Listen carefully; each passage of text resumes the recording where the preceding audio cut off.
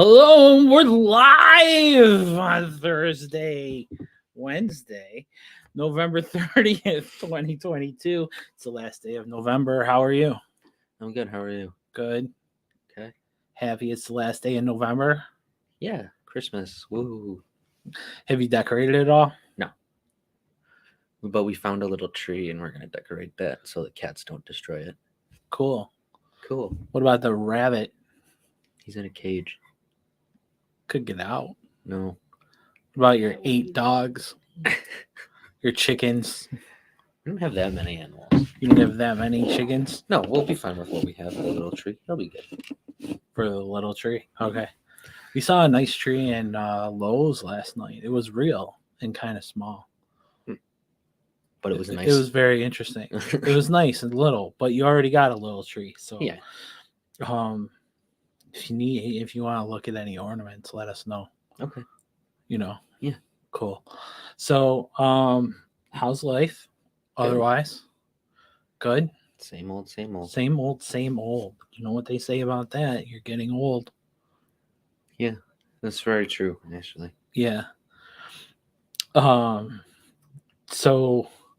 as I said, it's Wednesday. It's a very important day because the Bills played on Thursday last week, and they play on Thursday again this week. And so because of that, nice week-long break after, well, longer than a week after. Kind of, sort of. They played last Thursday and they're playing this Thursday. Why am I dinging? I don't know. They played. No, it's been a week since they last played. Yeah. But then after this I'm game, saying they get after this game, they get a nice long break to help fix Von's knee. And yeah. Well, that's why he's saying he'll be back by that Jets game. Is that the game afterward? Yeah. That's so he's only gonna miss one game then. That's what he's saying. It is a lateral meniscus tear, but it's not that bad, and he expects to be able to play through it. So yeah. Is he day to day? I think so. But I mean, he's out. They already ruled him and Dion out this week. So. Oh, Dawkins is out? Yeah. Who's playing left tackle? Do we know? I don't, but my assumption is probably Spencer Brown and your tackles. I mean, they don't really have another option. Quinsbury will probably play left tackle. Are we playing? Oh, that'll be fun with Matt Judon. Yeah. They'll probably just move him to whatever side Spencer Brown is on and then just make Spencer Brown block him the whole game. So. Right. That'll be fun. Yeah. I'm really looking forward to that. They're the 5th ranked defense, but their offense is just atrocious. Well, they haven't played the Bills yet. Oh, they were okay last week, weren't they? Didn't they win? No, they played. They played the Jets, right? No, they played Minnesota on Thanksgiving as well. Yeah. And lost. That's right. They lost. Minnesota. The Vikings. It was a dumb play. Was it a touchdown or not? Hunter Henry. I didn't think it was. Yeah, I have no idea. But I thought that the other one was when they called it not in the Dallas game, in the Dallas Giants game. I thought that one was more of a touchdown than a Hunter Henry one because the rule is you have, the second you make contact with the ground, you have to, well, not even that, you have to secure it through the ground contact. Mm-hmm. He didn't do that. The second it hit the ground, it moved. So to me, no matter if his hand's underneath it or not, that's not a catch because it didn't survive contact with the ground. He didn't survive contact with the ground. He's dead? Well, yeah. But the ball moved and it bounced around in his hands, and to me, that's not a catch. Well, you know what they say: a catch is only a catch if it's a catch. Yeah, that's true. I know. But then again, I thought that the one that they called back, I think, against the Cowboys in the Giants game was, and people are saying that no, that was the right call there, but it was Hunter Henry was the wrong call. So I don't know. I don't think anybody knows what a catch is, and I don't. And the problem is you can't define it either. like you can't put in anything in the rule book that would explicitly explain That's why anything football away. move is a stupid thing. Yeah. Because it's so subjective. But then again, you can't define what a football move is technically, because it's like the player could make an argument for any type of move, which is then why they added in the 3 steps, which does help. But then there's a part about surviving contact to the ground, but then there's the whole debate. Well, what if the player has his hands underneath the ball and the ball never technically touches the ground? Does the ball have to make contact, or is it the player? And it's just convoluted, and Yeah. but you'll never be able to define it. It's the NFL. That's so In catch. that'll What? just be The crowd has something to say, and what? So the player were to like have a stroke and die. Like Speaking of stroke, go ahead. Is that a football move? Is that what you're asking? I don't think that's a football I move. don't think a stroke is a football move. Unless he took 3 steps in the stroke. But Speaking of strokes, Chris Letang. Chris Letang at 35 years old, hockey player for the Penguins, Mr. Defense. One of the best defensemen of the past 15 years, maybe. Yeah. Well, the good thing is about this one, though, He had a stroke. Yeah. It's not as bad as what happened to him in 2008. But I mean, he was up and walking. 2014 as well. Yeah. But he was up and he was obviously walking if he was able to talk to the team on Monday. But yeah, I guess it happened over the weekend, and that's why he hasn't been anywhere. Like, nobody knew about this until Monday. Yeah. And then whoever their GM, Ron Francis. Hextall. I thought Hextall was their coach, but I don't know. Yeah, their GM knew and then passed on to the coach, and then the coach told the players with Letang in the room. So I guess that's a positive sign. And they said it's not that bad. They said that they're just keeping him out kind of preliminarily, really, just to run tests and make sure that he's okay. That's But probably smart. I guess they were tests. like, oh, it wasn't that bad. It was just kind of like a not bad stroke. Yeah, I guess, which Yeah. I don't even know like how it's possible. No, it but, doesn't exist. Like, that's what they just keep saying. I think they're just trying to remain positive. But I mean, the fact though that he was up and walking in some capacity is a positive sign, in my opinion. Yeah, that's fair. College football news. Yeah. Yeah.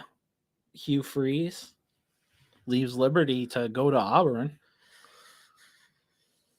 I don't know. I don't like it. I don't like Hugh Freeze. I think that's the problem. So I don't know. I don't know how well it's gonna work there, honestly, either. It's also Auburn, where you have to produce quickly. Or Eagle. I mean, I think it took him a good couple seasons at Liberty. But it's Liberty. That's you the had other to build thing, too. something. And he also had like the name recognition to be able to recruit at Liberty and all that stuff. I mean, Right. He ran that division, so I mean, right. But I mean, we'll see how it goes. Maybe they'll give him time because of what he was able to do at Liberty. But I mean, Auburn is notorious for quick turnarounds and not wanting to wait. I mean, Maybe he'll do it. Well, I mean, maybe true. I mean, you have the ability at Auburn. Yeah. You're not taking obviously the greatest players ever that are going to Alabama. You're just taking that like second crop. They used to, but you're not gonna anymore. Obviously. Well, things move in different directions. Well, I'm sure you'll be able to like draw like 1 or 2, but I mean, you're not gonna be able to have like an Alabama roster. I mean, like, I'm Hugh Freeze. You don't want to go play for Nick Saban, right? Yeah. So you want to come to me, if you know what I mean. Yeah. Get those deals. So with those with clubs. With Hugh Freeze going to Auburn, Lane Kiffin gets a bigger deal, a higher contract at Ole Miss. I think it's good for him Ole Miss, that's a good job. I mean, I don't think you're going to leave that job unless a job like Auburn opens up, or Alabama, Florida State, USC. But USC's not going. Well, I know. I'm saying just job opportunities, But yeah, I mean, those are the only type of jobs you're going to really leave Ole Miss for. You're not going to take a downgrade. So yeah, good for him. He got his contract because of what happened with Freeze and because he said he wanted to stay. Yeah, we'll see how long he stays. He's roasting Freeze all over Twitter. but that's cool. Whatever. Speaking of college football, Michigan 45, Ohio State 23. Yeah. Not the best outcome for Ohio State. No, it is not. Second year in a row that Ryan Day gets Annihilated. annihilated by double digits. People are not happy in Ohio State. Do you know what his record is over the 50 games that he's coached? 25-25. 45-5. Oh, wow. Yeah. Huh. And people are not happy with him. But one of the things I read But was then that again, that's college. Look at that's because that's the college football thing. This is what I was about to say. One of the things I read is it's not very difficult to go 45-5 at Ohio State. Right. If you're losing, but what you need to do is beat Michigan and get to the conference and win. Right, which you win have the Big done. Ten, which Day has done. He's won the Big Ten. Yeah. Twice. Right. He got them into the Final Four once. Yeah. Whatever it's called. The college football playoff. Yeah. The CFP. P. Yeah. And then but people are talking about him being a year away from fired. They don't think it'll happen this year, but they think that Ohio State is basically like putting all of their chips on the table for next year for Mike Vrabel. Wow. Mike Vrabel. That's an interesting hire. But he was an assistant in Ohio State in 2011 through 2013. And he is an Ohio State alum. Oh, that is who I'm thinking of. Yeah, the coach of the Titans. The coach of the Titans. Wow. Why do they think they think he's going to get fired? Or do they think he's going to leave Tennessee? Leave Tennessee. Ohio State can they can match whatever Tennessee gives. Easily. Yeah. Easily. That's true. It's just whether Vrabel wants to go into the college ranks and recruit, I just don't, especially in the fishbowl of Columbus. Okay, but well, here's the problem with Ohio State. One, I can see why. Again, I agree with that point. It's not hard to go 45-5 when half of the teams you're playing aren't. More than half of the teams you're playing aren't nearly as good as you are, and you're blowing them out every single week. But when it comes down to it, you're not winning the big games. Yeah, you're winning the Big Ten Conference, but also you're not doing it consistently. Now you've lost 2 years in a row to Michigan, which in the end, it's the most important. It's the most important. Well, not even just that. It's the most important game because most likely to that point, if you're Ohio State, you're undefeated or have dropped one. Yeah. So you either need to keep winning or you definitely need to win. And then second, it affects not just your college football ranking, your college football playoff ranking now, where you're now probably out of contention because there are just too many good teams. I wouldn't be surprised to see them creep in if Utah beats USC. Yeah. USC is just you just never know. You just never know. Absolutely. I mean, Utah has a great defense. That's their thing. They are warriors. Yeah. Utes. Right. So yeah, but Mormons.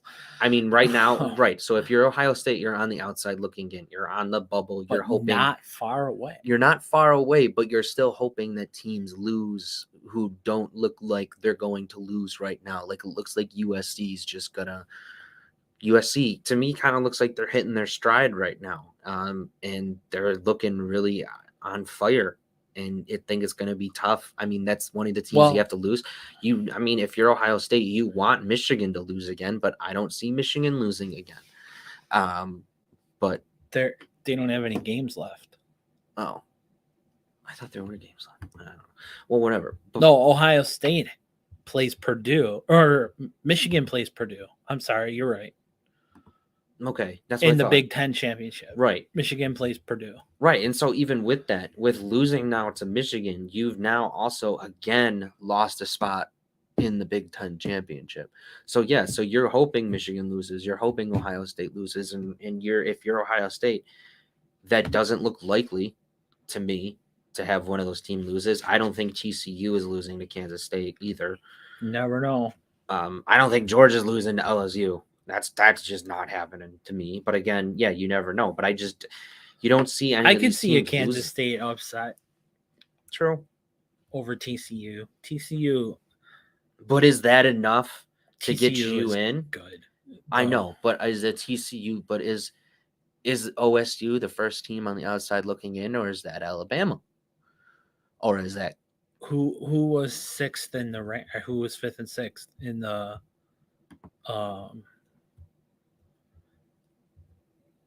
Ohio State not and the Alabama? AP? Yeah, the other Ohio one. State was fifth in the college football ranking. So yes, so I guess they are the first team looking out on the outside looking in. Yeah, Okay. but Alabama still has the SEC playoffs, right? I don't know. Anyway, continuing and No, it's Georgia and LSU. oh, duh, you just said that. Mhm. Continuing in college football. People also think Ryan Day might be a candidate for NFL head coaching jobs That I can see. because he came from the NFL. Yeah, He right. started he started under Urban Meyer, but then went to the NFL for a little while, Yeah. and then came back. And Meyer didn't want to bring him back because Meyer was afraid he would take his job. And then he did. And then he did. But Yeah. just to finish my Ryan Day point, so I mean, I guess I can see where if you're a booster, you don't think. I mean, also the opportunities that they've had in the college football championship, they've gotten steamrolled Right. every time. So, Right. But Day is only 43. yeah.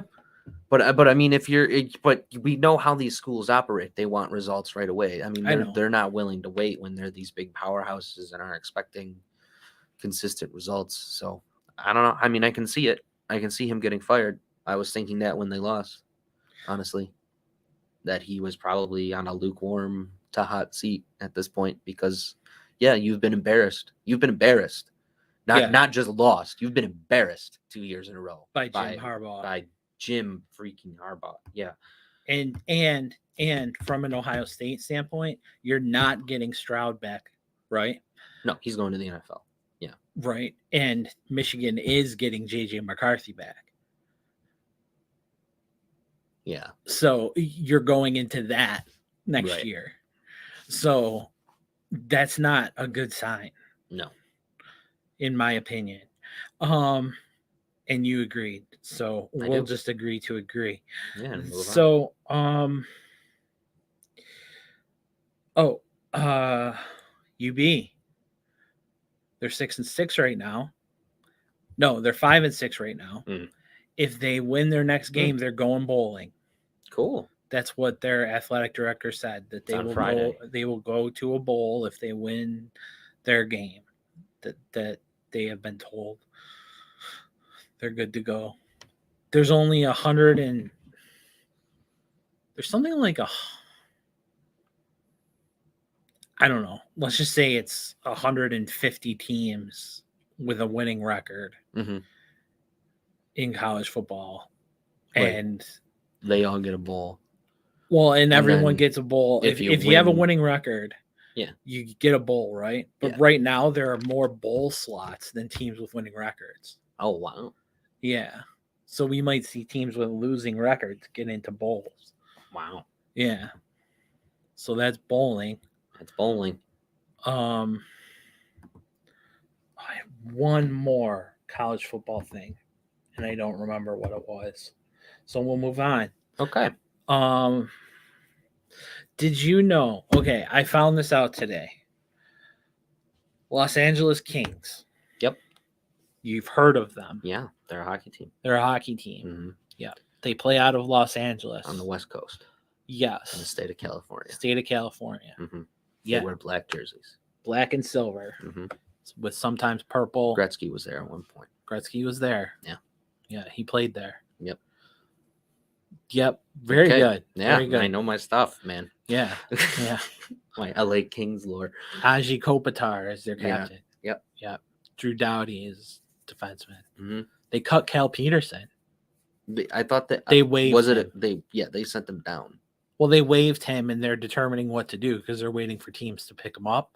They're not going to Somebody pick will. no because he's on a 3-year, $15 million extension, and it's the first year of his extension. Oh, well, So someone would have to pay him $5 million a nobody's gonna do year, that. and he has like an 850 save percentage this year. Solid. Yeah, Yeah, good. Yeah. That's good. What do you mean? that's worse than like Comrie or something. That is actually because I think Comrie's at least a 9. Yeah, Comrie and well, Anderson's above 9 now, but Craig Anderson just got his 20th assist ever on the 20th anniversary of his NHL debut on a shorthanded goal by Dylan Cousins to tie the game. Very cool. Well, let's slide into the Sabre. Wait, let me finish my LA Kings point. And then Matthias Samuelsson gets his first of the season to put the Sabres up 2-1. Oh yeah, sweet. Live updates as we go. We'll let you know. That's what we bring you here. We bring you excitement, woohoo, and passion. And passion.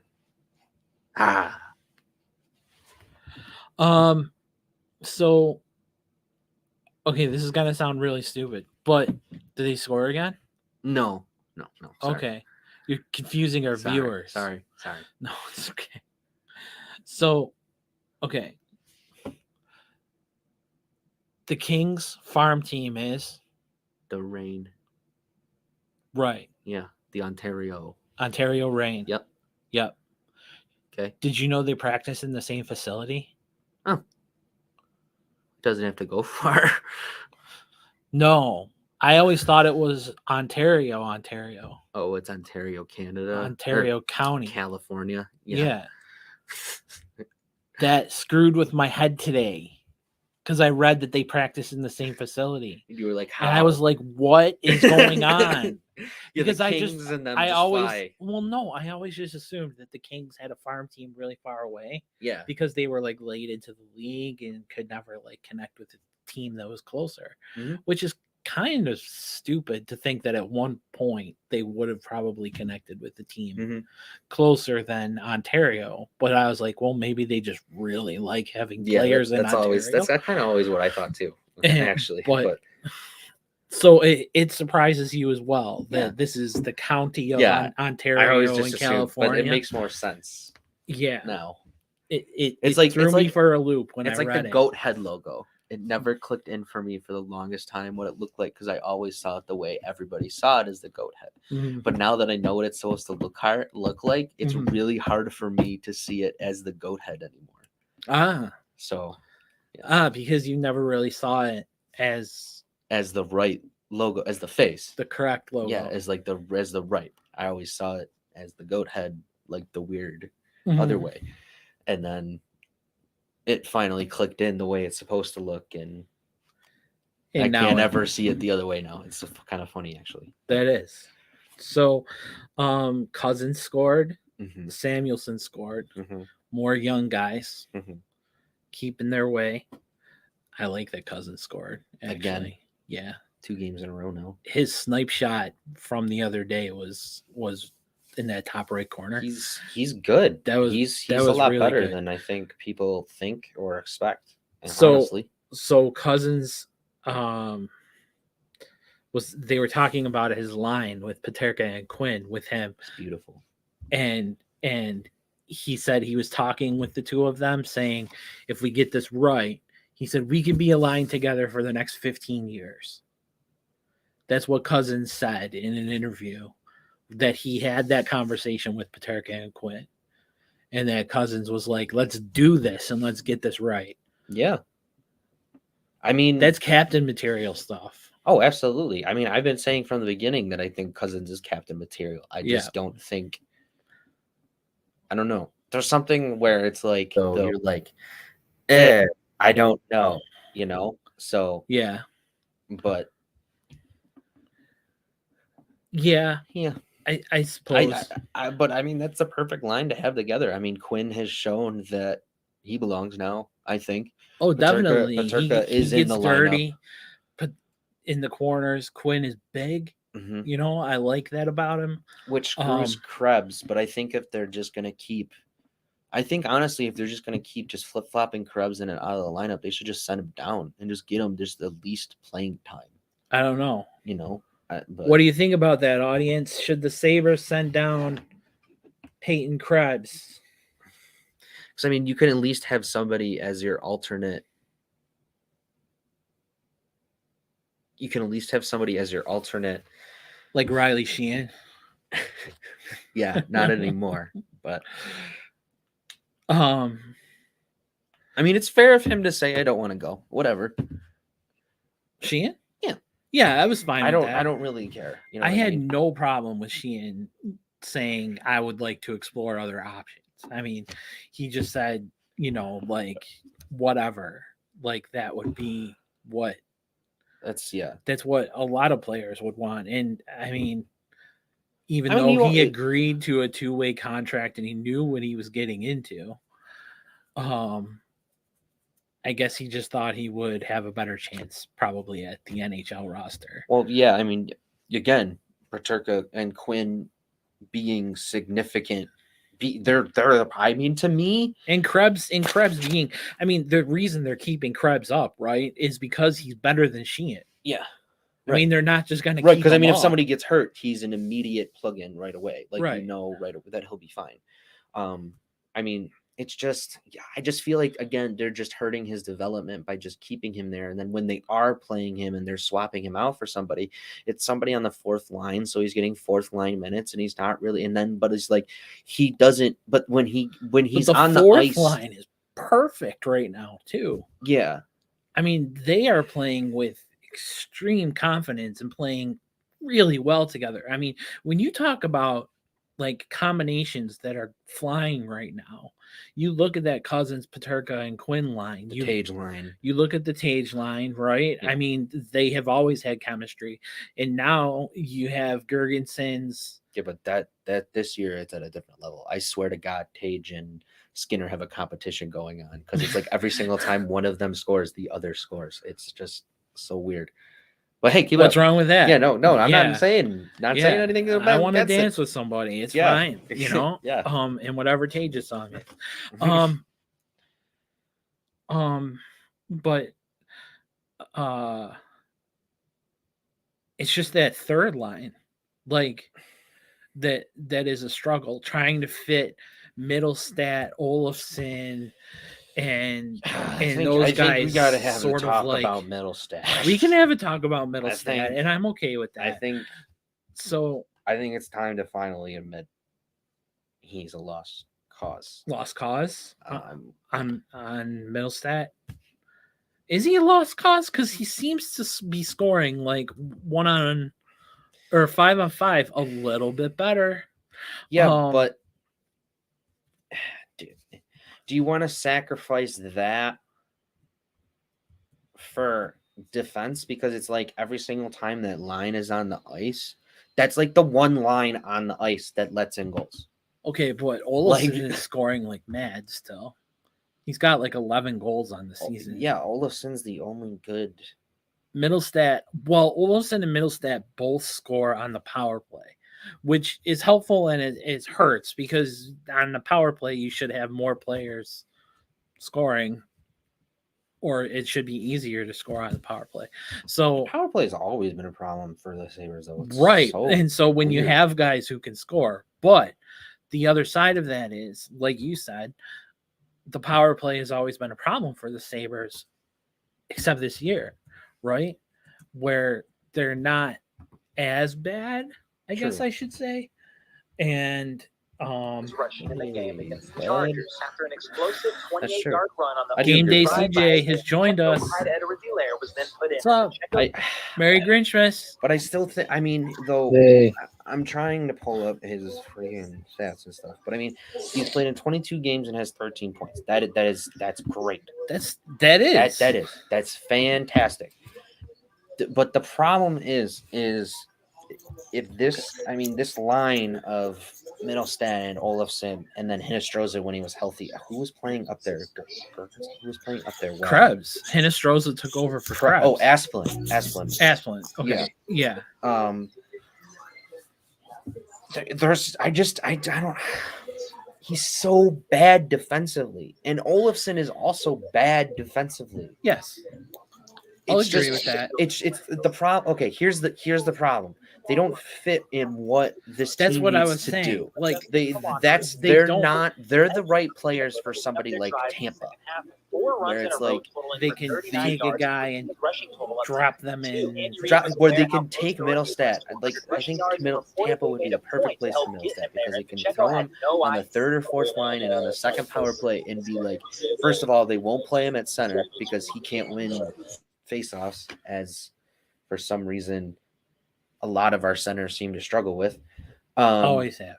I don't know but they'll just say to him, provide your offense. Drury. They'll just say, provide your offense, and he'll be able to do that without having the pressure of having to win faceoffs and doing all that stuff. So I mean, I just think it's time to have him move on, and I think and I think with Olofsson you keep him around because he's just not. He's good enough.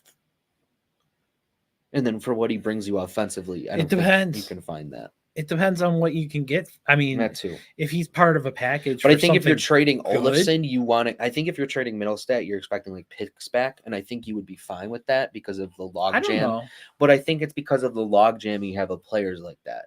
Like I think Krebs would be a step down from Middlestat if you're putting someone there. But I mean, you also have like Yost. You also have you have Krebs. But then you think about what you have in the lowers. In Rochester too. Yeah. I mean, some of those guys might get a look this year depending on injuries and that kind of stuff. But I think that's the point of a farm team. No, I know. I'm just saying if you move Middlestat, it helps the logjam. I mean, you have a lot of the same guys. You're not going to take Jost off of the fourth line. No. Not with the chemistry that they have with Gergensons and Okposo and Jost. They are just, again, a tight line.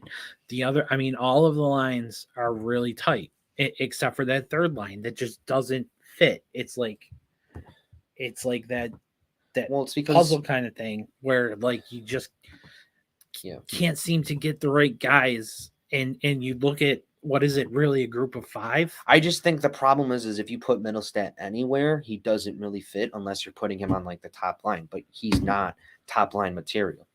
That's the problem. No, I mean, it would take like Quinn to get hurt.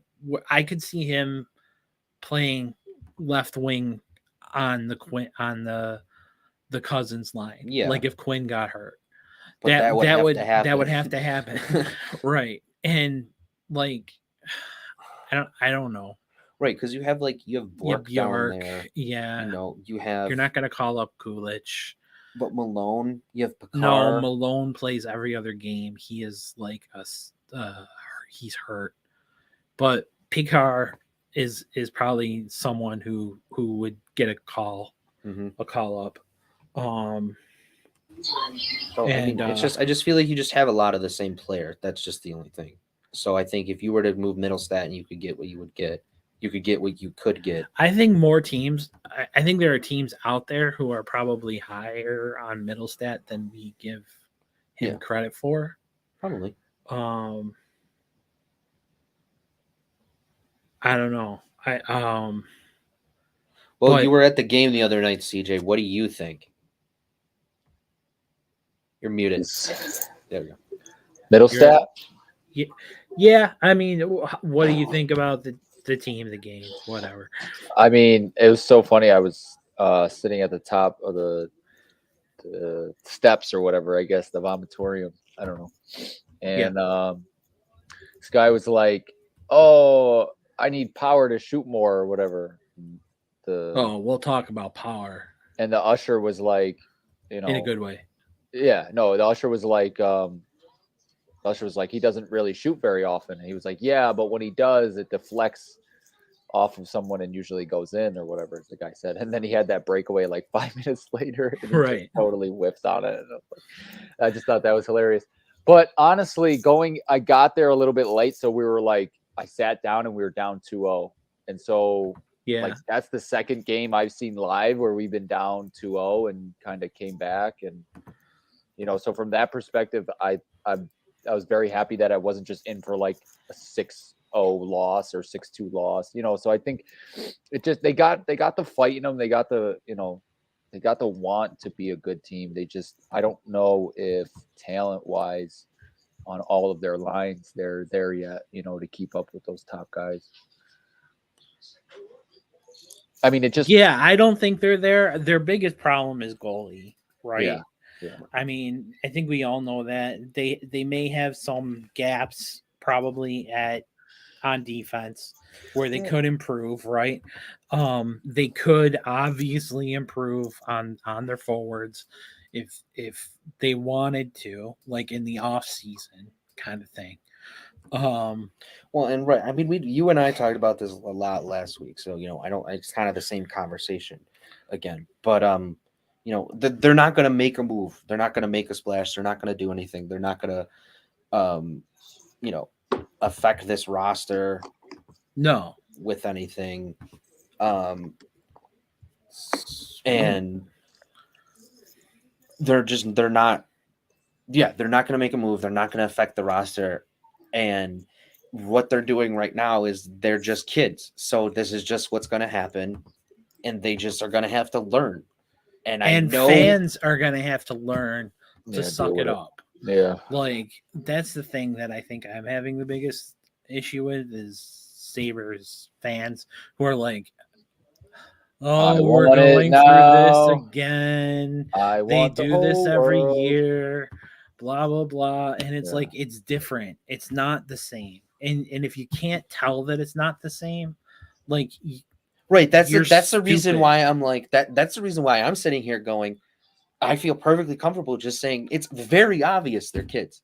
Like if you watch them, this team is just kids. That's all it is, and they just have to learn how to play together, and they have to learn how to finish games off. And them being able to come from behind, though, at this young of an age and this young of a team is amazing. First of all, I agree. But their biggest problem is that they just have to finish how to close out games. But I think if you were to get a solid goalie back there, this team makes the playoffs next year. But that's not also, I think for this year, your goal is to just look better than you did last year. That's it. Just improve on what the second half came. I don't know that they're looking better than they did last year from a point perspective.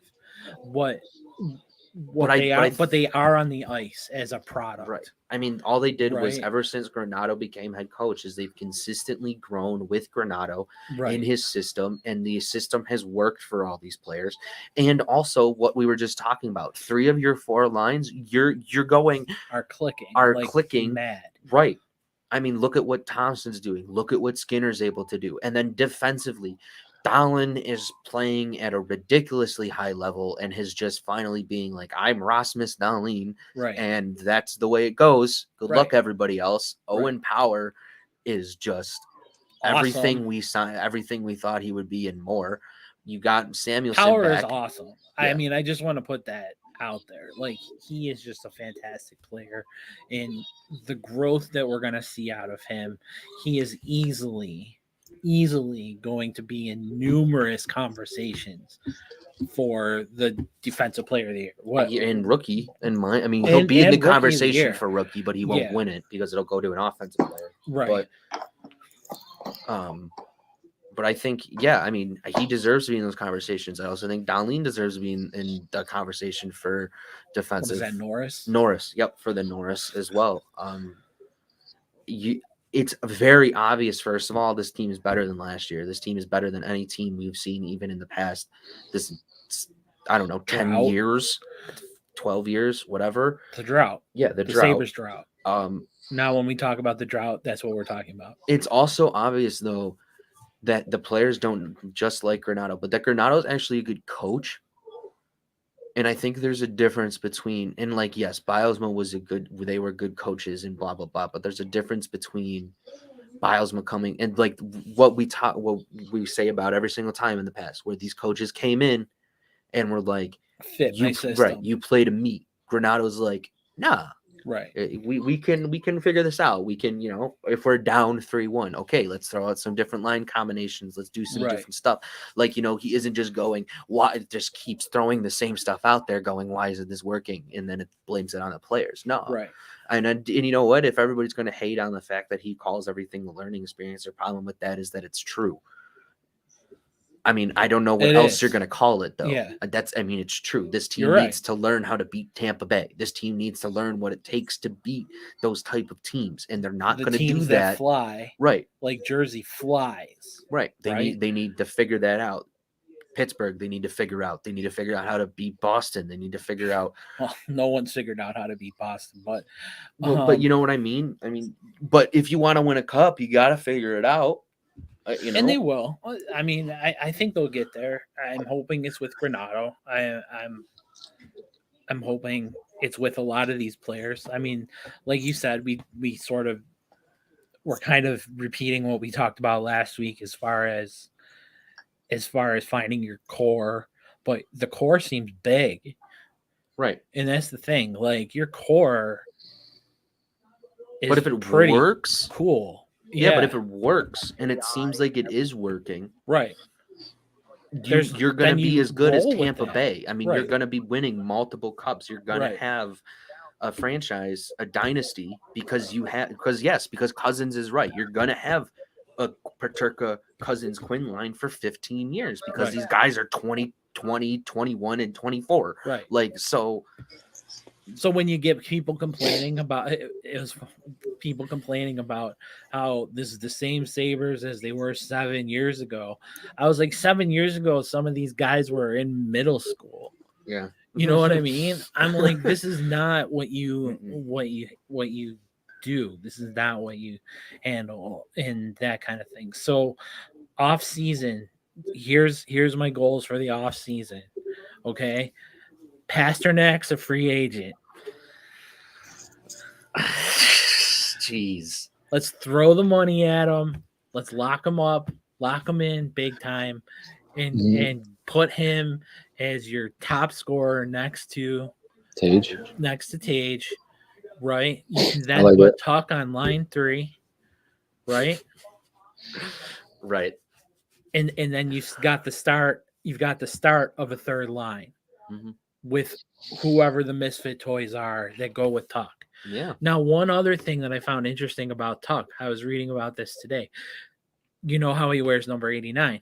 He asked Mogilny for permission to wear it. Oh, that's cool.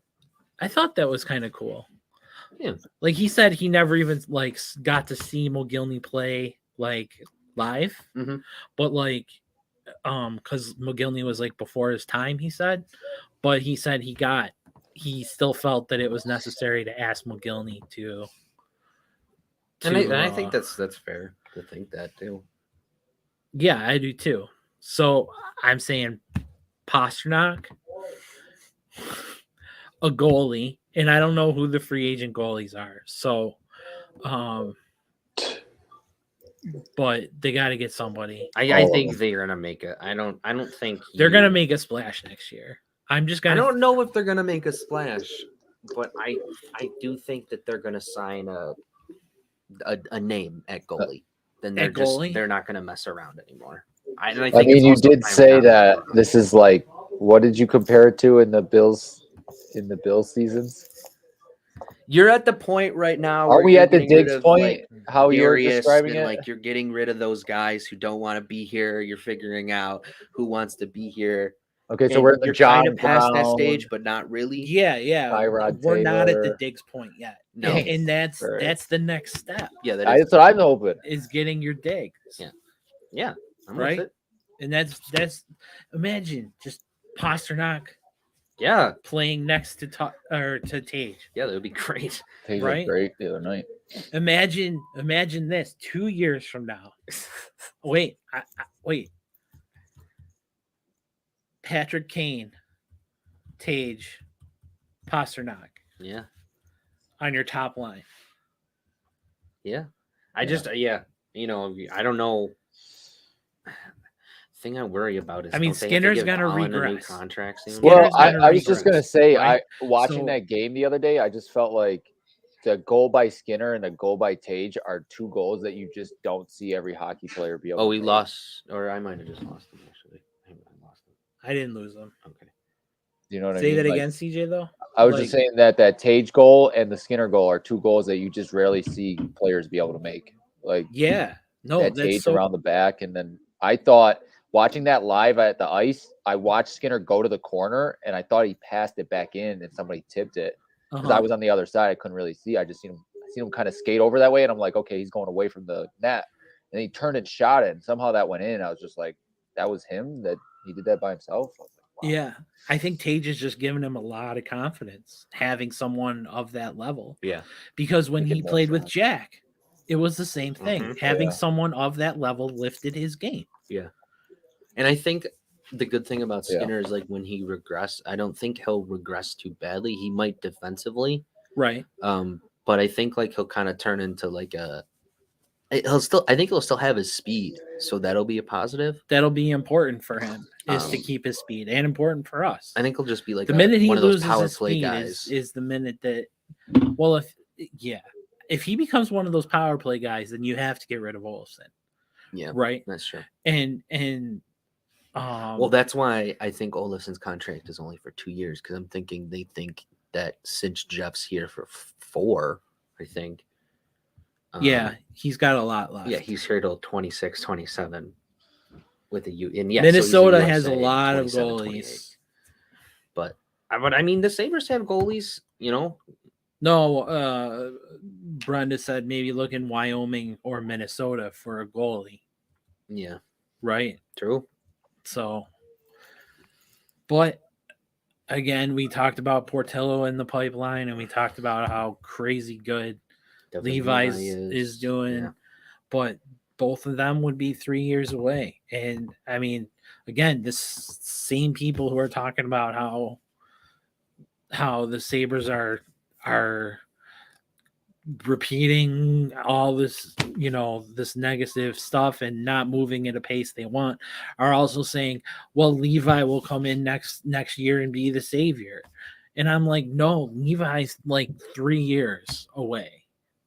Right. He is not, which is why coming they got in to to sign start somebody with now. Buffalo. You a sign somebody 3-year now deal. to a 2-3-year deal, and you bring him in, and you have UPL, and you have Comrie, and hopefully Craig Anderson just retires. He will. I think he will. I really do. He's Yeah, I done. don't He's know. the oldest player in the league. At the games, true. he's like has this like weird thing on the like jumbotron where he's like, I don't know how to describe it, but he's like loved We understood for him, his though. little like clips on the jumbotron. Like, I don't know. Oh, really? Yeah, you've never been to a game. Like, he does this thing where he does the happy birthday thing, and his is always like he always just looks super like confused, and at the same time like he doesn't want to do it at all. And it just the crowd loves it. So they had him do it again, and like he did, it was. That's funny. He's got this little thing. Yeah, I don't know. I don't think the fans would want to lose him, to be honest. Well, he could stay and Just do be the an videos. Just do be the an prop ambassador videos. to the Yeah. organization or whatever. Yeah. So we got a question. Do you think that Pagula's obvious success with the Bills is having influence on how the Sabres are being developed and coached? now. I do too. I think it's very obvious that when they put Adams in place, they were expecting him and are expecting him to go the Bills' path, right? And we're even talking about the Bills' path with the Sabres, just by talking about when their Diggs move is, when they're. And here's the other thing when talking about that too. That's not only just us. Like, obviously the Bills have been a great success and all that other stuff, but like right. when it comes to the Bills, they are now what not just teams in the NFL looks to, but teams across all leagues look to as a way to turn your team around. Culture, right? Yeah. And the Sabres are doing something similar. It used to be Bill Polian that everybody looked to and was like, oh, look at the way he created all those teams. Now it's like the Bills and the Eagles. No, I'm not kidding. No, I know. I think Rex Ryan, because I think without him, it really wouldn't have pushed us to kind of go the opposite way. Yeah, That's true. With the Get a Bills and stuff Christian like that. wrestler. You know what I mean? Like just totally go. Yeah. And it's funny that she from William and worded Mary. the. Yeah. Quiet, reserved guy. It's funny that she worded the question like that because I don't really give the Pagulas credit for. I mean, I guess I do. They hired Bean in that, but like I put a lot more on Bean and McDermott than I do because to me, it's like the Pagulas. You have to make the decision to hire the right guy. You do, but right? You also have to make the decision. Okay, so to my take a question step is this back. then. To your point, that's a great point, and I agree with you. But to that point, okay, if you can make those decisions, then why have you not made that decision with the Sabres yet? You know what I'm saying? Like, why have you not brought somebody in? Well, we feel like they have. It took them until Adams and Granado to finally realize that they have to stop being involved. Yeah, I mean, I almost look at it like Pagula's got lucky on the Bean McDermott thing. You know what I mean? Like, I don't know. It's possible, but I can't imagine being in an interview saying, "No, you guys can interfere."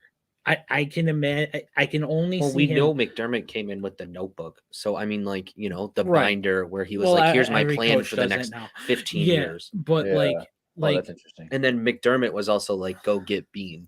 He's a part of my plan. Right. He's a part of the plans." Okay. I mean, I can't see. Either. Did the Pagulas really have anything to do with it? No, I'm just kidding.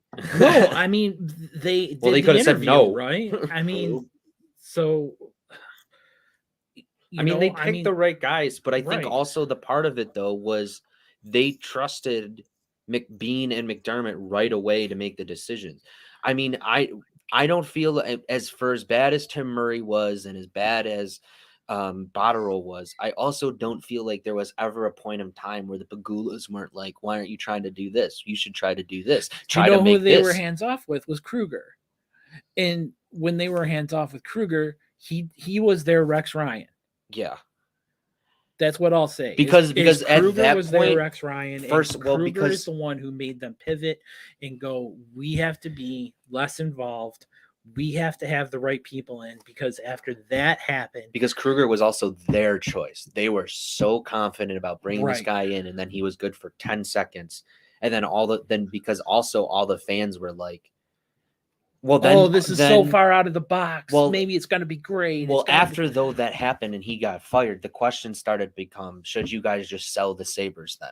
Like, are you guys even competent hockey owners? Right. Like at this point, like you've made bad choice after bad choice. You've been consistently involved with this. When are you planning to take the step back and hire guys and give them an opportunity? Right. Which also makes me feel like, for as much as we want to crap on Botterill and Murray, they were also never really given a full chance. But I also agree with you. They were. That Kruger, though, was also, I think, given a hands-off opportunity, and I think he needed a little bit more hands-on, over him, and that just didn't work. Right. And them just being hands-off and being like, well, Kruger is just a genius, so he can do it. See, but like when they hired Adams, right? They hired Jason Carmanos. They hired all their friends. Yeah. Well, that wasn't their friends. These are actual hockey guys. And that's what Adams that was the change. He went out and got hockey guys in Carmanos, in Sam Ventura, in Jerry Fortin, and Jason Nightingale.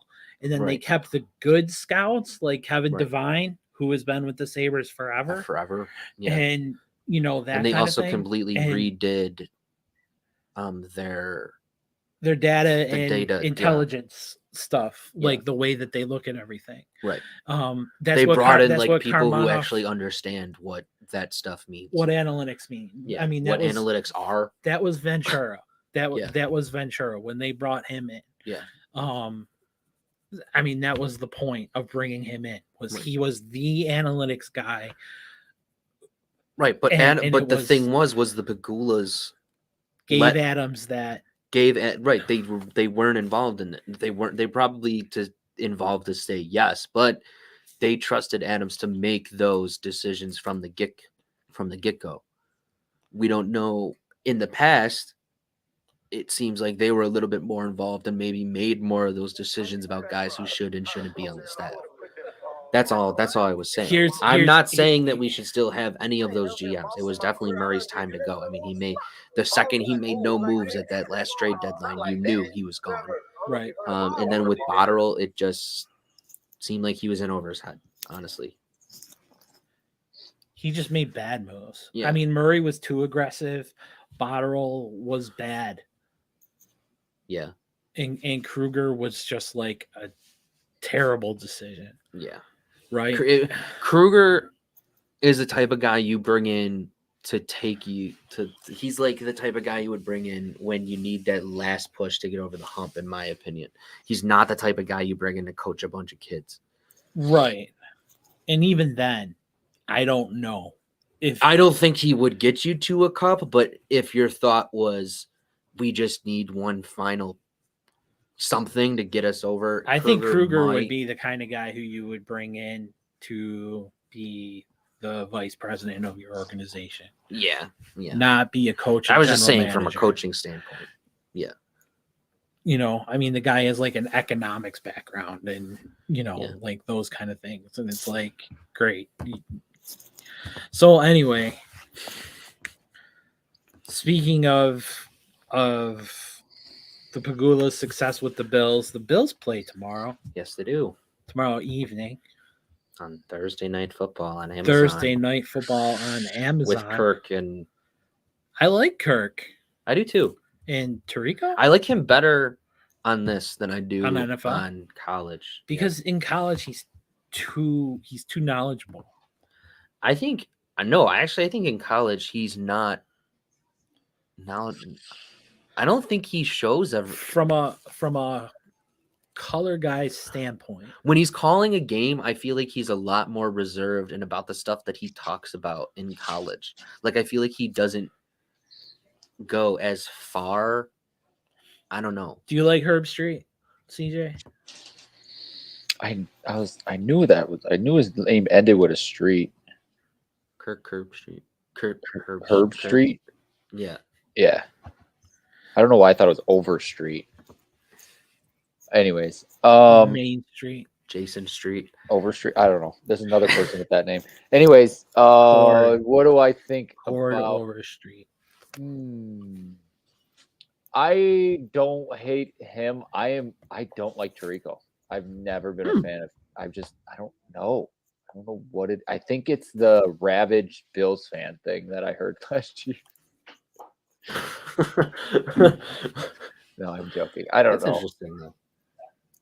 I don't know. I mean, like he never stands out to me. Like Tirico never. I mean, I guess that's kind of. Like I think that's what he tries to do. Yeah, I know. I think that's he's a like good thing too. But he's like a Nance to me. In he's like a poor man's. Okay. Nance. Because like Collinsworth is the guy that'll tell you like a little bit more information.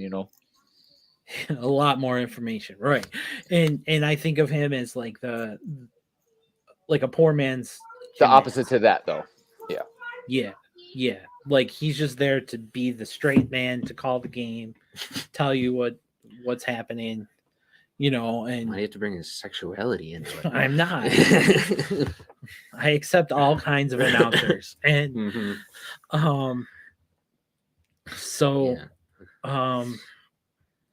okay. So you don't like Tirico. CJ. Well, we gotta let you go then. And I'll see you no, I'm never. kidding. And bye. And bye. No. Remove. So Okay. here's my question. Beckham, how much do we want him? The Bills restructured Trey White's contract today, right? To open up $2.5 million under the cap. Yeah. They said they were going to do it no matter what. But is it a coincidence that Beckham is visiting on Friday and they just did it? No. Definitely not. I mean, they could say it that they don't. I mean, who wants people to know their business anyways, right? So they're not going to sit there and say, yeah, that was the direct reason we did it. Right. But I think you can read between the lines as you have to for a lot of NFL stuff like this. You know what I mean? Like, I mean, what other move are they gonna make? Who else is Yeah. out there? John Brown. he's not getting that much. No, But you no. can- but I you mean, can John Brown. also- They signed John Brown. I mean, what He do we signed with think? the practice squad, but you He's- could just keep bringing him up Yeah. until you can't. But also, first of all, I don't know why you wouldn't just keep bringing him up until you can't and then sign him. And if you're planning to sign him, why didn't you just Sign him. right and then move the money from Trey White's contract? Also, if you were waiting on the confirmation from Trey to be able to do this, why didn't you just wait on John Brown? He was going to be there. Yeah. Like, I he was mean, going I to be an guess- available free agent. Like, there was no point in signing him to the practice squad Yeah, if you were just going to yeah. sign him now. After Except the making practice Trey squad move. guys are who they practice against. So maybe they wanted like a higher level player than Tanner Gentry Yeah, as their guy to practice against. I guess. maybe. You know, I mean, that's what the practice Well, squad is for. It's, Then the move's not to sign John Brown. he said he's ready. Yeah, but you can just keep calling him from the practice squad. But if the idea No, I is, know. is to get somebody better to practice against, then you can't sign him. Well, you can. Okay. Anyway, Well, you know what I mean.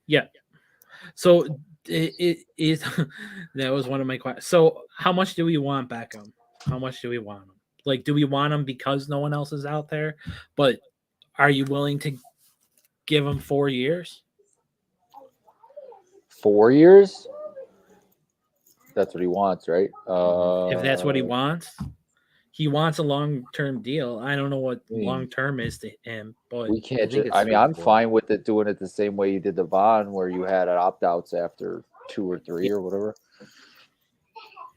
Yeah, if there are opt-outs, that's fine. Because, I mean, he also has to be willing to accept those too, which I'm sure he Well, I will. think he will, because I like his MO is like, I'm not going to be here that long. Like, he's just never stayed in a place that long and like been super happy. He's Well, now never- he's saying that he's he never wants been to but- Buffalo. I just think he wants more money. Like, you know what I mean? does. So, like, to me, the opt-out is always kind of the You way to can get do more money. things if you're the Bills. No, I agree with that. I mean, he wants a real contract. That's why he hasn't signed somewhere. Well, I mean, we don't know if it's Injury or injury or, but his camp is saying he's clear, so he must be. No, there was another GM who they talked to who said he looked okay or whatever. It must. I think it was the Cowboys. It must have come from the Cowboys. Well, he's visited the Cowboys and the Giants now, so it must have come from the Cowboys though, because I think it was a longer while away. Or is he visiting the Giants today? I don't remember. He was visiting the Giants today. I think he visited the Cowboys already. I know he did, but he didn't sign there. Right. So, and like Von Miller said on his podcast last night, it's not over till it's over, right? Well, he said he's going to visit every single place and then make the decision. So, right. But every single place being these 3 teams. right, Right. the Giants, the Cowboys, and us. Right. So, but I mean, he's going to make every single visit. So, I mean, we're probably not going to get a decision until either the weekend or next week. And I bet it's not going to come till next week because I bet he's going to see what happens Against the Patriots. Well, I bet he's going to, yeah, and then he's going to see what happens on Sunday with everybody else. If I'm the Bills, I'm saying I want you to sign on today. Like when he visits on Friday, I want you to sign so we have the extra days to get you into this offense. Yeah. You're going to sign now if you're going to be a Bill. Yeah. I mean, I want him. Why not? If he's visiting on Friday. But I'm just me, period. I just think I want him. And I mean, if Vaughn is only out for the one game, like he's saying, you know, you don't have to go look at defensive ends then. Right. Really, you know, at Oliver, defensive player of the week, Mhm. you know, we're having defensive players, special team players of the week. We're having offensive players of the week. You know, I mean, so Even it's with not the like injuries, yeah. Defense yeah, has to be even an with the issue. injuries, that's and that's one of the Crazy. cool parts is like, you know, and one of the cool parts about not watching the Bills on Sunday was watching other teams and going, oh, they do the same stuff. Mhm. That's something that I saw forget. I saw a sometimes. really great point that somebody tweeted out where it's like you watch the Bills and you sit there and you go, God, our offense is so dysfunctional. And then you Right. turn on games like the Browns Yeah. game, Chargers. or you Right. watch the Chargers and you watch like other teams, or anything. And I mean, you Broncos. watch like the Falcons game, you watch like even the Jaguar, like the we can go better. We God, can go better teams in Tampa. that's what I'm saying. I mean, when you talk about better, like even Kansas City, you sit there and you go, "Oh, Mahomes does that too." Right. No, what did Mahomes makes a dumb throw? Mahomes misses it, makes a dumb interception. Right. Like, yeah. But then it's like also our offense isn't that dysfunctional. Our offense isn't even really dysfunctional when you look at when you look at what a true dysfunctional offense is around the league. Yeah. Right. Yeah. And it's like when your offense is dysfunctional, it's like no, your offense, you're bad. Yeah, you're bad. You're scoring 0 3 points in a whole game.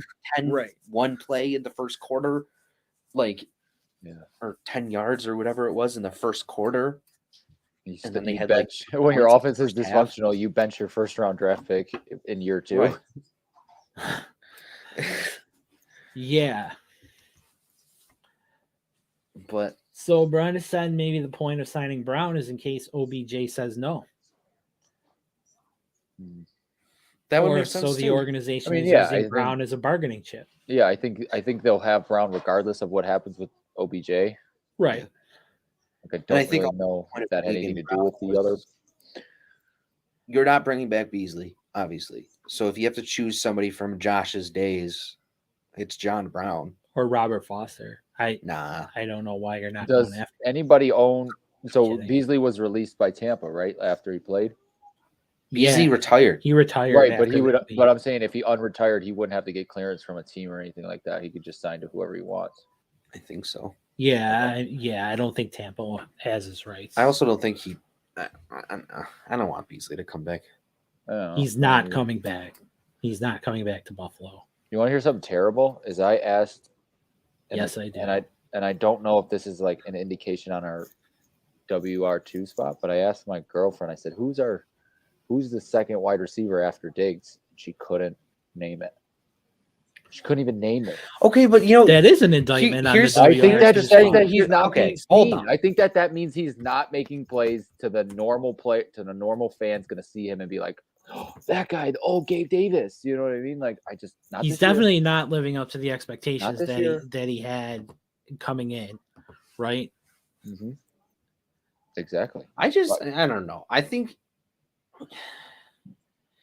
Okay, the Thanksgiving game a lot of things started to click with me where I think it's very, very true as Bills fan is that we are very spoiled. We are very spoiled with what we saw last year. And and what we saw last year is a very big problem because they were on point.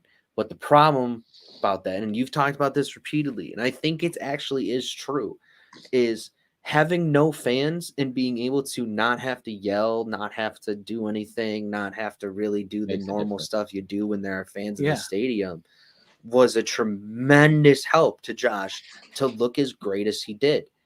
This team is still great. This team is doing better than they did last year. And when it comes to Gabe Davis, he's had 60 targets and he's made 33 of those 60 targets for 650 yards. He's averaging 19.7 yards a reception with 5 touchdowns. So to me, he's averaging 65 yards a game too. Yeah. So to me, that's wide receiver 2 numbers, and I think we've just been blessed. So erase week 2, right? Let's take week 2 out of the equation if we can. That'd be interesting. Or whatever week he got the 2, right? He got 2 touchdowns in 1 or 2. Yeah. Okay. Yeah. It was week 2 because I remember week 1. 41 points, right? Okay, so. And I was like, oh. Where's Gabe Davis? Oh my gosh. Davis didn't have any yards in week 2. Didn't have anything. It was a Pittsburgh game where he made. Okay, so that's Tennessee. That's week 4 then? Pittsburgh? Oh. Whatever. But I mean, just like my overall point is just like, he's not a WR2 though. Yeah, 171 and 2 touchdowns. So take out week, and that was on 3 receptions too, which is pretty incredible. but 171 and 2 touchdowns. So what was his yardage total? 650. So you bring that down to 480. We'll give him 5. So he's still second on the team. 5 And he and still has 3. 30 receptions. But that's again, 12 that's an games. indictment on the wide receivers that he would still be second on the team if he took out his one big game. Oh. Right? Okay. But don't you want your wide receiver 2 to be second on the team? You want your wide receiver Yeah. 2 to be maybe not Stephon Diggs, but you want him to be, I don't know, look up Devontae Parker's stats. I was going to say, look up Jalen Waddle. I was going to say Waddle, I'm but not like gonna that put that Jalen Waddle. He's the number 2 guy. What do you mean? That's He is. compatible, dude. Oh yeah. He's only almost at Because they're 1,000. totally He's already at he's almost already at 1,000. That's all. He has Devontae Parker has 420 yards on the season. But that's 20 average. oh, like I don't. Gabe's numbers aren't that bad. Much better. And Parker sat out. Those 2 are games. wide receiver 2 numbers, though. Oh. Think about how much Josh runs. Think about how much they try to run the Okay, ball. okay. So You know what I I'm going mean? to tell you right now. That statement I'm right trying there. to think Diggs of has I'm 119 targets. Wait. That statement right there. but 84 I catches. want my WR2 for the Bills to be better than the WR2 for the terribly offensive Patriots. Yeah, You know what I'm saying? Like, I mean, want I him was to be way better. I was trying to think of a good WR2, and I don't know why Devontae Smith? Parker. He's been up and down this year too, but I'll look up Devontae Smith. Bet you He it's has been about up the and down. same. That's career. Okay, I got real nervous. Yeah, 1,500 yards. It said 1,500. I was Yeah, like, wait, yeah. what? All right, He 609 said and 3. 609 this year on 56 receptions. But 56 is a lot different than 33. That's huge. That's a huge He's also had difference. 79 targets, so he's had 19 more targets and has made 23 more catches. Okay, out of so those 19 more targets. so where is Brown? How many targets has Brown had? Because that'll tell us just if the Eagles throw the ball more. Brown. Oh, AJ Brown. Okay. Yeah, I was thinking of what Brown too. I was like, there's 18 Browns in the league. It Like, makes perfect sense that he was talking about this team that we were already talking about. I thought he went back to John Brown, and I was did like, too. why are we looking I at was John with you on Brown? that. I was with you on that. I was like, he's got most guys. He has 53 receptions on 86 targets for 831 yards. Okay, So they're Jesus, basically targeting AJ Brown and Devontae Smith the same. right. 79 targets and 86. When the Bills are targeting Stephon Diggs 119 to Wow. Davis's 60. Yeah, That's a lot different. but That just shows the reliance on the first guy, though. that's part of it. But here's another piece is that Gabe only has 33 receptions on 60 targets. That's nearly just a 50% ratio. And that's like, can you trust that? Like, do you think that that's buying Josh's trust? I know not all of them are on Davis, but I mean, when you look at Diggs stats, 84 receptions on 119, he's missing A third? 35. Yeah. Third. I just think your guys' both expectations for what a wide receiver too big are just, you think Stephon Diggs In a should be powerhouse both offense, positions. it should be. Yeah, with this offense, that's the only reason I feel that way. Like, I just feel like Okay, then the rest of their receivers suck too. Well, yeah. very true. Did we not think that though? I mean, I think McKenzie's limited. He's a speed guy, but he's limited in route running, and he's limited. Shakir is young. Crowder went down. I mean, Crowder, they're talking about maybe he'll be back for the playoffs. Mm-hmm. They're also talking about Micah Hyde might be back for the playoffs. Ooh. That's cool. I don't know. I mean, I'm not saying he's like. I hope he goes on another similar run to the way he did last year at the end. You know. So here's the next logical question in this equation that we're talking about. Are they relying on Diggs too much? Yes. Is the problem a Josh problem where he's relying on Diggs too much? Even though Diggs is doing I would everything also right. like to point I out think he Diggs has has earned the his most time. yards he's ever gotten. Okay. But he's also played Or more not snaps, Diggs, right? Davis. He's also played more snaps, I would assume. True.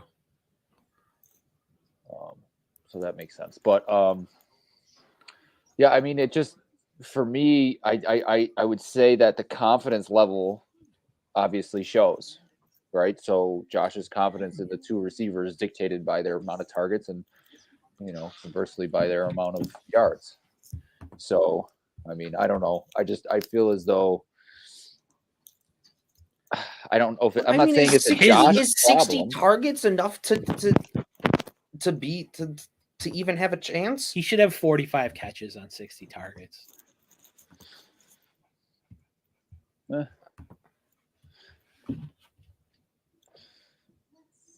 I mean, has he made some? He's also, and the other thing that like stands out to me, and I know probably not as so much for you guys, but what stands out for me with him is a lot of. I remember a lot of drops, like not a lot, but like I remember drops in crucial points, like in the end zone. You know what I mean? Like maybe I'm wrong, but like that's what sticks out to me with him. Like this year, I mean, obviously the I Chiefs agree. game, the Chiefs game last year sticks out for me with him huge, but Right. since then. And the Patriots game. I mean, right. He was the whole playoff run. Yeah. Yeah. And since then, there hasn't been that moment for me yet. You know what I mean? Where I'm like, I've seen that this year. That's all I'm saying. Right. I'm not saying doesn't deserve it. I'm not saying he's not going to do it. I'm just saying so far. You know what I mean? But I mean, when he gets his opportunities, I mean, except for the Jets game where he had 5 targets, but he turned that into 2 receptions for 33 yards. And then the Green Bay game where he had 7 targets, but still turned that into 2 receptions for 35 yards. He takes the opportunities. I mean, he's also not a deep yard guy, in my opinion. Well, he is though. Look at his average. Well, yeah, that's because he averaged 57 and 24.7 and 22 and. Okay, but those are just like because one play happened, but that's how it works. He is a deep guy. Josh is willing to go deeper with him. Yeah, but that's not where he makes his bread and butter, in my opinion. That's not where he gets paid. He gets paid in the intermediate. Him and Diggs are route runners, in my opinion. Well, no one's a route runner like Diggs. Well, yes, obviously. I'm not saying he's Diggs. So here's the question. Would OBJ be a better wide receiver too? I just think OBJ just brings you another option. I mean, how many more times have we talked about getting Josh as many options as humanly possible? I don't know. They should have traded for McCaffrey. I'm not giving up what they wanted for McCaffrey. That's insane. It's not insane. It is, though. It's just not. A 2, 3, 4, 5. That's what they gave up over 3 different years. If he could bring to the team what Diggs has brought to the team, he gave more for Diggs, didn't you? So, I mean, right. I think you have to base it off that. If he could have brought that to the team, I think it would have been well worth it. But if he didn't, then, you know, that's the question.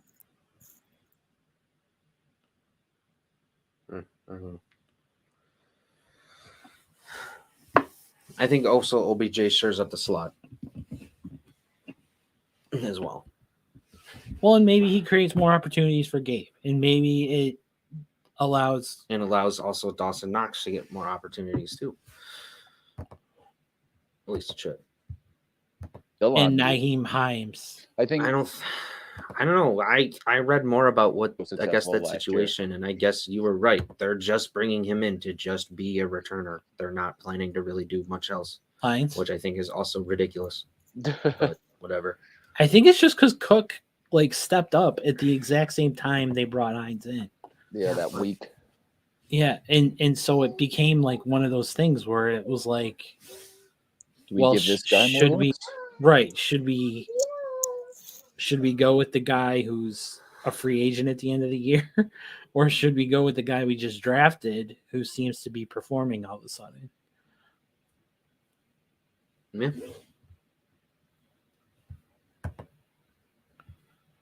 Right? Yeah, he has 259 yards and 46 attempts. He has a better average than Singletary. So yeah, I mean he's played well. I just think again, you should just try to do as much as you possibly can to help Josh. Okay. Well, we agree. I agree. I think we all agree. The Trey played 16 snaps. We can assume he's going to play more this week. Yes, I bet it's a whole half. You think he'll play a half? No. What if they're like tied at halftime? Do you think that he just stays on a snap count, or do you think? I think it's up to him. I truly think it's up to him. I have a feeling those 16 snaps were the Bills, and I have a feeling from here on out it's just going to be feeling it out with him. Okay. So I mean, I think he'll get. I bet his snap count this time is a half. But I mean, if he's good and they need him, he might play more. I don't know. But I think also again, if he's like, I don't want to be out there for a whole half of snaps, they won't do that either. Like they won't play him if he's like, I don't want to go back out there. That makes sense.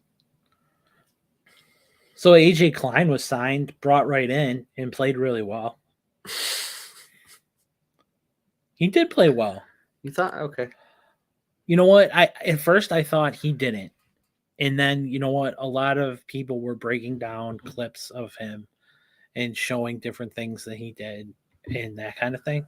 Would you like to give us a Sabres update, Noah? It's 4-1. Cousins scored again, and Skinner just scored. Skinner. Okay. Go Sabres. So the thing that I noticed when people were showing clips of Klein is that he's much more agile, and it looks like he's lost weight, and that he seems to be able to like slide through the line better, like across the line and track people down a little bit, at least, you know, in his first game back. Mm. You know, we don't know if that'll stay, but you know, I think with the way Klein is playing, you clearly can let Edmonds go.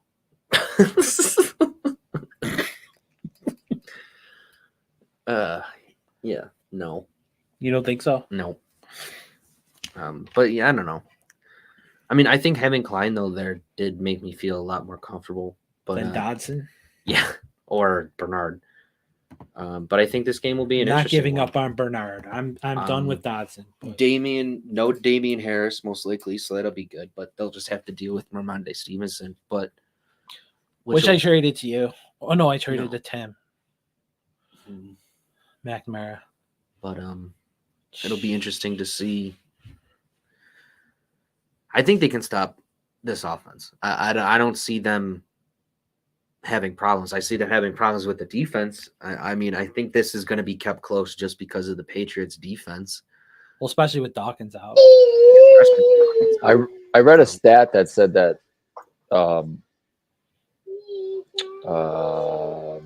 quarterback for the Patriots, Jones, is terrible under when he's being blitzed. Well, let's hope we blitz because we don't blitz very often. We don't, but I think he's willing to do it. Yeah, I think he's willing to do it, especially with the guys Bond being out. I think that's going to change that. how they approach that. I genuinely think that with just Stevenson there, I don't know. Like I feel like against us, it's always tougher when they had both of them, Harris and Yeah. Stevenson. Yeah. So I think just having just Stevenson helps us. I think Stevenson has gotten better though. No, Like, I definitely he think has improved and is really good as a receiver. Yeah, he's there. He's like honest. I think he led them in targets last week or something like that. So he's Yeah. definitely I mean, got to he's watch leading him them this year, so. in the passing. But I don't think their offense is good enough. I think our defense is like a lot better than their offense is, even with all the guys that are hurt, even with Von being out. So I'm really not too worried about this game. I mean, I guess I said that about Detroit, or I thought that against Detroit also. But I think Well, they still won. yes, they did. They did. They didn't look like They made it a little stressful. Or yeah. it felt angsty. Like, stressful is not the right word. I felt like I was like a teenager watching the game, being like, "Come on!" Yeah, that's kind of the way I Like, felt too. Ugh. And then I stood for the entire fourth quarter, clutching my chest, hoping I don't have a heart attack. Yeah. Yeah, I think we get stuff right on the offensive side this week, to be honest. well, that would be good. And then if the defense just holds its own, yeah. if I would make Mac Jones beat you. Yeah, I mean, that's what I would do. I think right? I think you're stacking the box and saying throw the ball, bud. Yeah. Do it. Try to beat our DBs. I mean, if I'm like Dane Jackson or Kai Earlum, and if like Jacoby Myers or Devontae Parker get a deep ball, or They're Hunter Henry, both underrated receivers. I do, though. but I think that they're gonna get their catches, but I think that it's gonna just keep everything in front of you. Just make him drive. Don't make him get like the big deep play. Make him drive on you. Make him do these 10 play drives and force them to score. Be the reason they score. Yeah, I absolutely agree with that. Stack the box and be like throw over the top. And I think if you do that, you're going to cause him into bad passes, which will just lead to interceptions. And I think that if they're able to if they're able to get pressure, like CJ said, and they're able to and then if you're able to and then in turn, that'll make Mac Jones have to beat you with your arm. Yeah, I think it'll make him force him to make throws, where he's not comfortable, get him uncomfortable. And Yeah. I think that's huge. What's crazy about the Patriots specifically is I don't really think in any other matchup or me personally, is I feel like I've never been nervous, or I'm never really nervous about Diggs, but like against the Patriots for some reason, like I worry that if they totally shut him down or figure out a way to shut him down, then that would make life a lot harder for the offense. And that's the only Jabril Peppers. It's the only team I worry that could actually do that. You know what I mean? Like the only defensive coordinator that would be good enough to figure out how to, and if that happens, I'd be a little worried, but I don't know that anyone can figure out how to stop Josh and Diggs. I feel like they did it last year a couple times. Like I know that Diggs has had when some it big matters. games. No, I mean like I especially mean this year. Okay. Like Diggs's route running seems to have like even upped another level to me. Like when you watch him just run these routes, I am just blown away. I'm like I'm just like in awe of the stuff he's doing, especially when you watch other receivers on other teams. Yeah. And you're like, this is what our guy's doing? Okay. Like our guy is better than him. Like Keenan Allen was always known for his I just realized that you said Merry Grinchmas in the beginning because there's a sign behind me. Sorry. No, it's okay. I mean, like Keenan Allen has always been known for his route running. Yep. Route. Gets on that route. And he runs. Route running. And it's like Diggs is so much better than Allen. At that. I know Allen's been out for a while, but I mean, like, just from, I don't know. I mean, who are the other well-known route runners? Brown used to be a really good one. Last year though, Diggs had 85 yards and a touchdown in one game and then had 51 in the other on 4 receptions, and that was the crazy Monday night game. So, Yeah. I mean, to me, I don't know. I haven't seen what you've seen, where I feel like I feel like New England has never really been able to shut him down. Like he's always gotten his yards, but I feel like that's also one of the games that Diggs circles on his calendar as well. And I think Josh does too, because I feel like this team never wants to lose to the Patriots anymore after all of, because they know the lore. You know what I mean? Yeah. So, Go ahead. I'm nervous for this game more for the blitzing. I'm afraid that if they start knocking down Josh or they start sacking Josh and getting Josh off, that things are just going to start going bad. But I think that they have to counteract this pressure. This is going to have to be a game where you let Josh use his legs. If Singletary can't get it going and can't relieve the pressure when they're blitzing, because the Patriots blitz at an insane rate. I'm pretty sure they're one of the most blitzy teams in the league, so they're going to have to deal with that. And with no Dawkins, you're probably looking at a Spencer Brown and Davis Quinnisberry tackle combination, and that doesn't make me feel the best. And if I'm it's better than Bobby Hart, sure, but if I'm Bill Belichick, I'm having Matthew Judon on the side of Spencer Brown every single time, and then I'm throwing exotic blitzes, and yes, at everybody else. And so that what scares me. I'm afraid that if the offensive line can't hold up, and then I'm also afraid that they're just going to be stupid and just be like, well, we could have Josh beat him with the arm, and they're just not going to do things.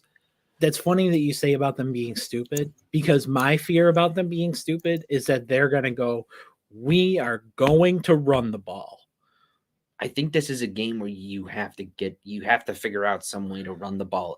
If your offensive line isn't holding up, if your offensive line is holding up in pass protection, then go up by 25 and make Mac Jones win the game. Well, sure. But I mean, you always want to go up by 25, yes. But yes. I mean, like, my fear is, though, like I said, that they're just going to like get stuck in this idea of running, and that they have to run in order to beat this because their offensive line is busted and those kind of things. And they're just going to sit there and be like, we have to run. And then they're going to make it closer even than they have to. And the Patriots then will stack the box because they have two really good run stopping safeties in Duggar and McCourty, right? And those guys can just roam like our guys roam, like Poyer and Hyde did. Like those guys have the same kind of combination, and Duggar is a little bigger and a little stronger than McCourty. I mean, they're almost. I mean, McCourty's more like Hyde, and Duggar's more like Poyer. But well, here's where I'm at with the Bills. I think that they're gonna win. They're gonna win out. They're gonna make the playoffs, and then from there, anything can happen, even a Super Bowl. Did you just say they're gonna win out? Yeah, for the rest of the year. Like they're not gonna lose a game for the rest of the year, or they might drop one, but I don't see them dropping more than one game. That's kind of where I'm at, and that's after the Thanksgiving game, and I'll explain to you why. We've seen time and time again this team struggle and this team not be able to come back from their struggles. But the difference this year has been that when this team has gotten down or when this team has needed someone to make the play, that has happened, except for the Miami game, which I think we can all call a fluke and we can get rid of that out of our minds, and the Jets game, where I think they fell into the trap, and that's that. But when it's mattered, Josh has made the throw, Diggs has made the catch, Vaughn has made the sack, and I feel like that when it comes down to it with a lot of these teams, that if I'm thinking, if it comes down to Mac Josh versus Josh Allen, if it comes down to Mac Josh versus, looking to next week, Mike White, Tua, Justin Fields, even Burrow, I'm going to trust Josh Allen. And I feel like that after that Thanksgiving game, that this team has turned a corner. That Thanksgiving, even though the game was close and it probably shouldn't have been that close, the fact that they won and the fact that they were able to have other players step up when their stars were struggling and get production from unlikely places, I thought showed that this team is starting. I think this team's starting to click. And also, when it came down to it, Josh made the throw. Josh made the play. He made the play to set him up the field goal range. He made the perfect throw, and Diggs made a great catch in triple coverage. Did you hear Josh's comment about the throw? No. He said he threw it with two cheeks. Hey, however you got to get it down the field. That was on with Kyle Brandt. I don't know. It just feels like after this Thanksgiving game, it's just different. It's just there's a different level of confidence now. Where I think this team, I don't know. I don't know. Thoughts, CJ? On losses for the rest of this season. Well, just on where the Bills are at from a confidence level, and yeah, I guess, and their record for the rest of the year. I mean, six games left. I hate to do it, but I kind of like agree with Noah. And that's just for the simple fact that you hate to do it. I just hate to be that guy. Oh, we're not going to lose another game. You know what I mean? Because like I seriously think they're going to go 4-2 so far would say that. You know what I'm saying? Like that's why I say I hate this, and not that it's about like anything you said, Noah, or anything like that. I like knowing what I've seen. It's tough for me to say that they're not going to take another loss, but knowing what I've seen in the past 2 years, 3 years, where they've kind of had this issue where they've been questioned, take a hard loss, and then they never lose after that. You know, it has happened like last year, and you know, yeah. So I think that can happen, and you know, I could see one, you know, kind of like he said, but I don't see more than one. I'm really thinking 4-2. I that's just I don't know, and I don't even know that they win the division. To be honest, I think they make the playoffs, but as a 6 or 7 seed, honestly, I think they go 4-2 on the way out. Well, I think we haven't even talked about Josh's arm. I mean, you know, and the state of Josh's arm, and we don't need to because everyone knows where Josh's arm is at. But I mean, well, I also think the state of Josh's arm is better than people think it is as well. Well, we don't know. Well, obviously, yes, we don't know that, but I think it's a lot better than we think it is. I mean, he threw for 253 last week. I mean, he threw for 330 against Minnesota, 197 against Cleveland. So, I mean, it's not like, you know, yeah, he's been struggling.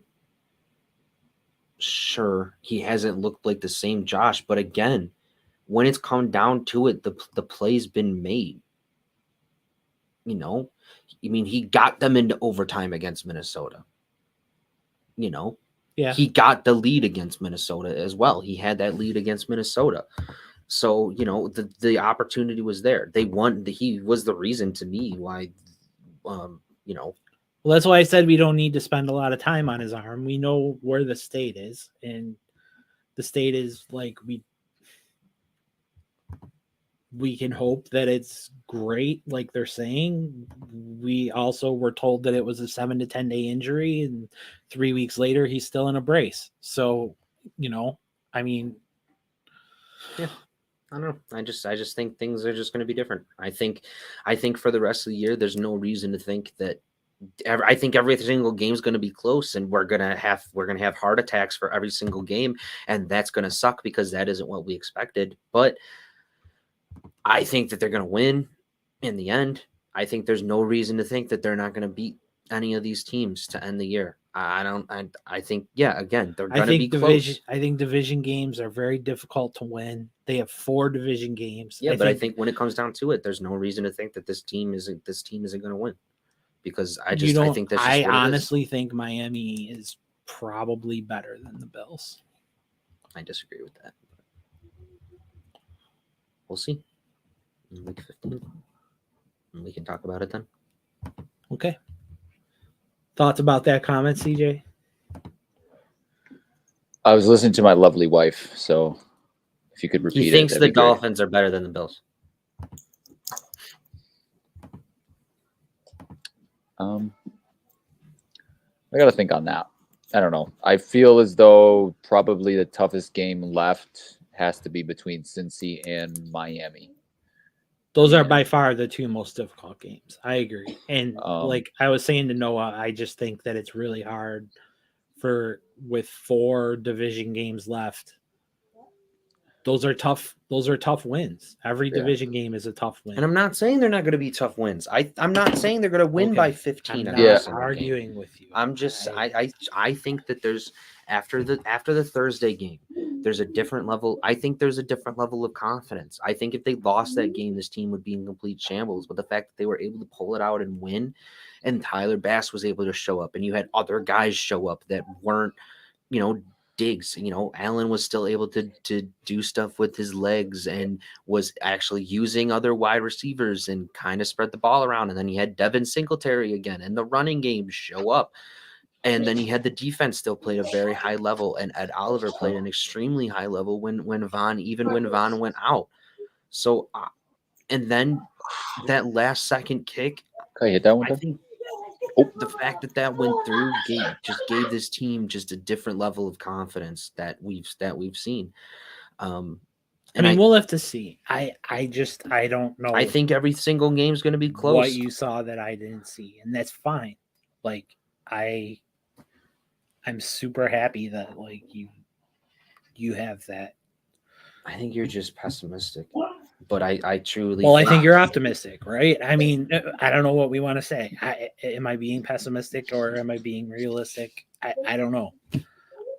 I'm just telling you my point, and we're not arguing. We just differ on our points. Yeah. Okay. I did say I do think we might lose one more. But I don't think that we should walk into the rest of the schedule automatically assuming that either. Well, whether they go 5-1, 6-0, or 4-2, like I asked you guys the other day, does 4 wins get them in the playoffs? And you both said yes. So I think if it's your 4 divisional wins, yeah, absolutely. But I still think 4 gets them into. But I don't think. I think it's going to be 5-1 or 6-0.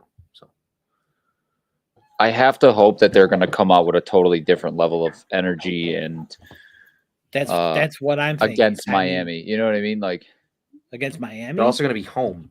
Well, no, I'm just saying like when we play them again. Oh, okay. Yeah, no, I agree with that. I mean, you just want people to be healthy. I mean, that's the part that I want to see the healthy Bills against Miami. At least heading into that final stretch where it's Miami and whatever, they can be whatever against Chicago. I think we're still the big brother in that scenario, and I think once in a while you underestimate the little brother and you sit there and I think that's what happened the first game. You just guys weren't conditioned enough. Guys were, I don't know if you put it on the heat, whatever.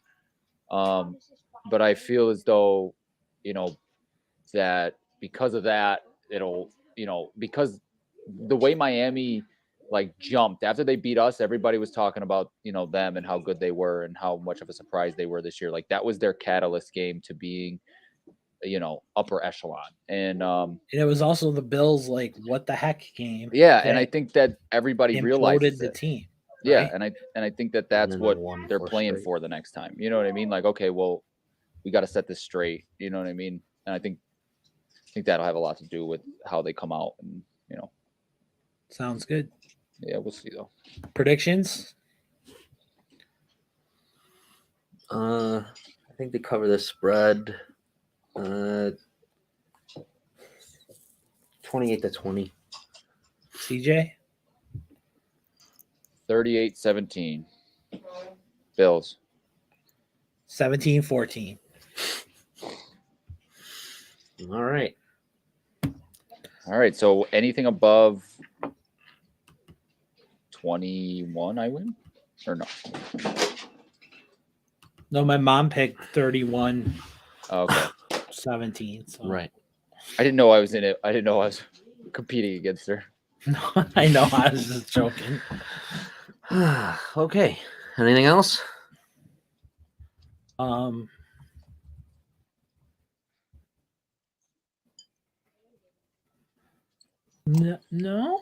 Okay.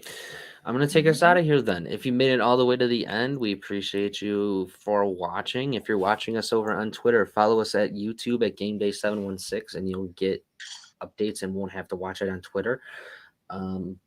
We appreciate you for watching. Interact with us at Twitter if you're watching this over on YouTube at Gameday716. If you are watching this on YouTube, subscribe to us if you aren't. But with that said, go Bills, go Sabres. I do want to say that if it comes down to it, I hope the railroad workers are able to strike. And if they aren't able to get the deal they want, but the House did pass one with 7 days in it, 7 paid 6 days in it. So just comes down to Congress. You know, the Senate, my bad. Just comes down to the Senate. And they should vote to ratify it because that's the deal that they want. So yeah. All right. Well, with that said, we appreciate you for watching. And as always, stay safe, stay happy, stay healthy. We'll see you next time. Stay sunny, Buffalo.